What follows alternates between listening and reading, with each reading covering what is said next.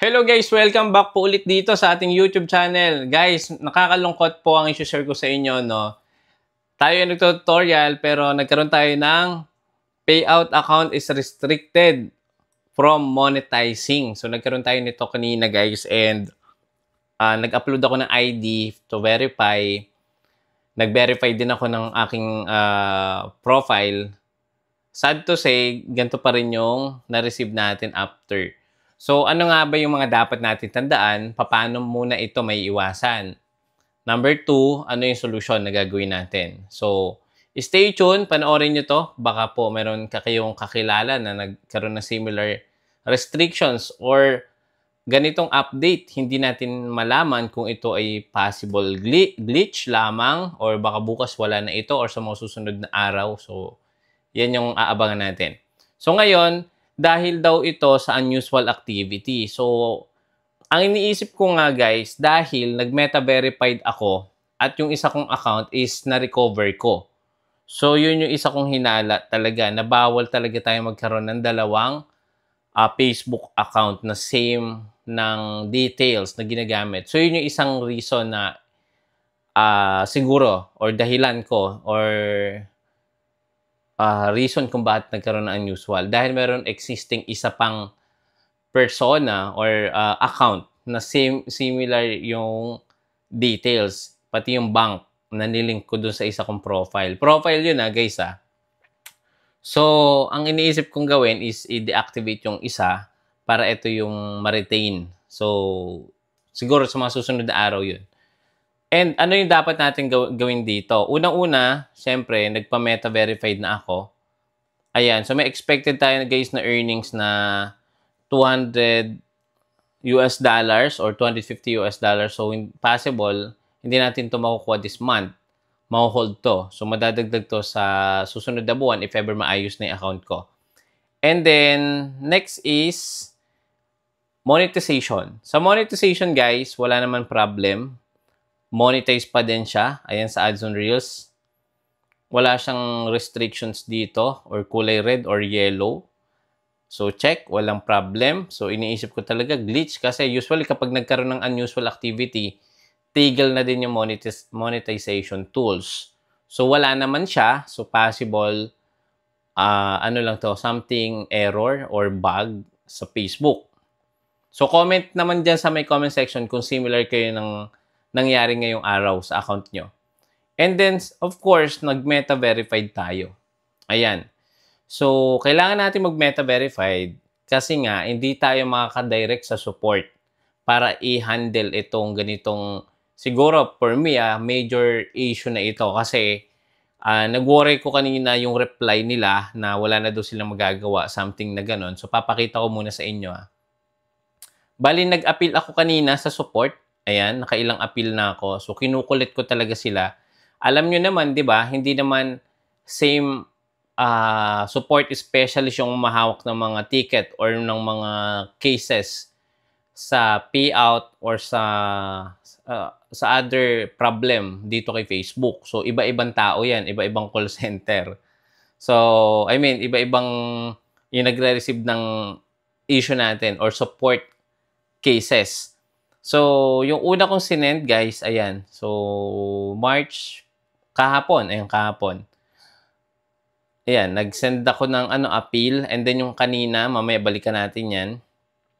Then, eto guys, yung kanilang reply sa support inbox. Punta tayo sa support inbox. Ayan, support inbox. Ayan. So, ito yung nakakalungkot kapag nagkaroon kayo ng ganito, mag-worry talaga kayo. So, ito yung sinend ko kanina. Don't worry guys, itong appeal form, itong form na to, ilalagay ko dyan sa may comment section ng ating YouTube channel para makopy nyo. Para kung similar tayo ng problem ngayon, pwede nyo i-edit na lang at palitan nyo na lang yung ibang details ninyo. Okay, so medyo mahaba to. I'm writing to formally appeal the status of my Facebook payout which has been flagged for unusual activity.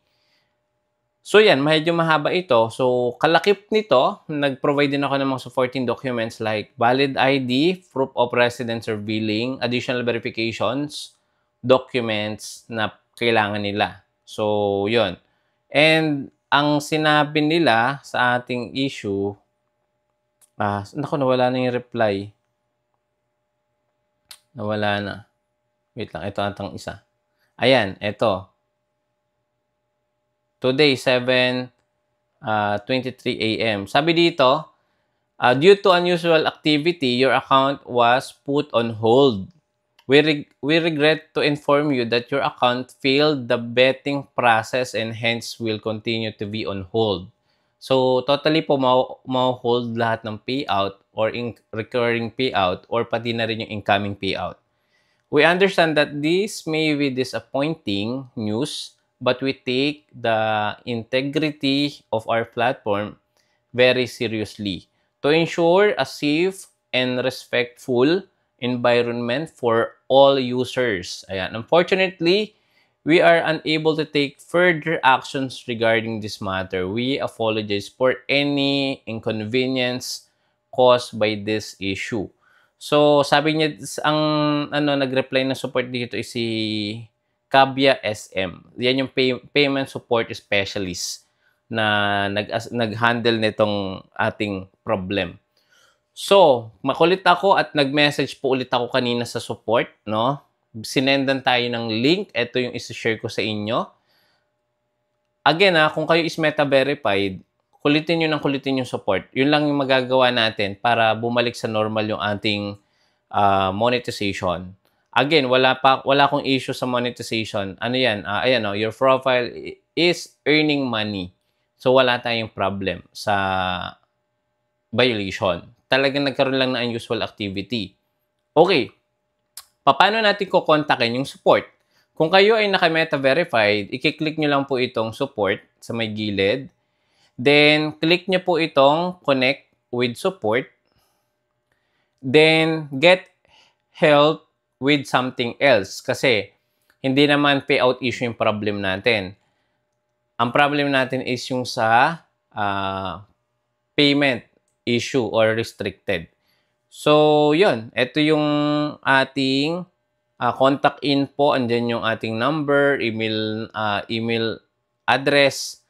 Tapos, yung form or yung appeal form na sinasabi ko sa inyo kanina, ilalagay ko dyan sa may description para makopy nyo kung hindi nyo siya makopy sa comment section. Okay? So, dito nyo po ilalagay yung ginawa nyong form. So, ito yung sample form, ilalagay nyo dito. So, sample, ayan. Ipipaste nyo lang dyan. And then, mag-a-attach kayo ng screenshot ng problem. Okay? Kapag okay na, mag-wait lang kayo ng 5 minutes. Tapos, mag-a-appear na yan dito sa inyong messenger. Ayan, messenger. Tapos, sa may gilid, sa may dito, sa kanan, meron ditong support. Ayun yung i-click nyo. So, magre-reply sila dito. Iba yung mga chat ng mga friends list nyo or yung mga related sa inyo. Iba yung sa something else. Ito yung kay support.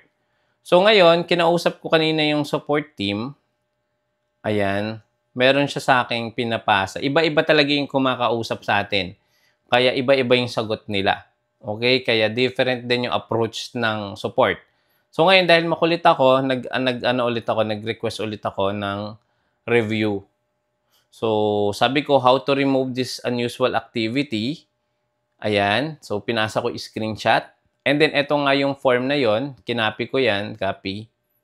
And then, next is, sabi niya dito, after careful checking on your account and based on the screenshot that you have provided, we will give you to contact our payout team. Which is, mga boss, ito is hindi ni-request ng ibang support na nakausap ko nung mga nauna, kahapon. Okay, so binigyan ako ng link. Etong link na to guys is ilalagay ko din dyan sa may comment section or dyan sa may description. Kaya guys, please don't forget to subscribe, follow nyo din po ito, i-like nyo din po kung makakatulong. So ngayon, nung kinopy ko to or clinic ko tong link, nagkaroon po yan ng Facebook Payment Support for Creator. Ang pipiliin nyo dito, tinanong ko siya, sabi ko, pipiliin ko dito, Ads on Reels daw. Then next sa Ads on Reels, pipiliin yung others or tawag dito, bank payout. Alam ko bank payout yung pinapili sa akin. Ayan. Ads on Reels, account update, yung pangalawa, what can we help you? Then, next nun is update my bank or PayPal account. And then next, pipiliin nyo po yung affected payout ID. So, ito yun yung pinili ko, yung pangalawa. So, makikita nyo naman yon dito. Ito yung payout ID. Yan po yun. Pipiliin nyo kung ano yung affected na account. Yun yung pipiliin nyo dito. So, pinili ko yan. Ayan yun. Ayan yun. Yung 7465 yung huli. Ayan siya. Okay? So, nilagay ko na. Pinili ko to. Ilalagay nyo yung inyong Facebook link. Then, ilalagay nyo po dito yung inyong form na i-edit nyo na lang. Nandiyan po sa may description. So, i-copy nyo. Then, i-paste nyo po dito. Ayan. So, sample yan. Then, may marireceive kayong security check. Ayan. Kopyain nyo lang po ito na sa taas. Then, click submit. Kapag na-submit nyo na guys, wait lang po ulit natin yung reply ni support sa support inbox daw, sabi ng ng nakausap ko. Ayan, sabi ko ano yung hihintayin ko after ko siyang ma-send. Sabi dito, you will receive a notification on outcome of your report from your support inbox. I highly suggest to check your inbox and spam folder from time to time. Ayan, so na-check ko na, wala pang dumadating na bago. And then, i-check nyo din yung email na connected sa inyong Facebook. So, chinek ko guys, meron pumasok na email. Login lang tayo sa ating eto. Ayan, ngayon lang to guys. Ayan, now. So, click lang natin to. Ayan. So, eto yung nila, yung reply kanina. Due to unusual activity, your account put on hold. Ayan, ayan nga din yung sa support inbox. So, same lang. So, ang gagawin natin guys is magpa-follow up pa rin tayo sa mga susunod na araw. So, ayan, re-reply lang tayo dito. Dito na kayo mag-reply, pasan yung mga necessary documents para at least, di ba, ma-continue pa rin yung follow-up nyo sa problem. So, for now, dito muna tayo guys and sana ma-remove na tong natin, violation para bumalik na ulit yung ating payout, no? At masahod natin sa susunod na buwan. Yun lang guys, maraming salamat. Don't forget to subscribe. Click the bell icon para pag meron tayong mga ganitong update regarding sa Facebook, manonotify po kayo kaagad. Bye-bye.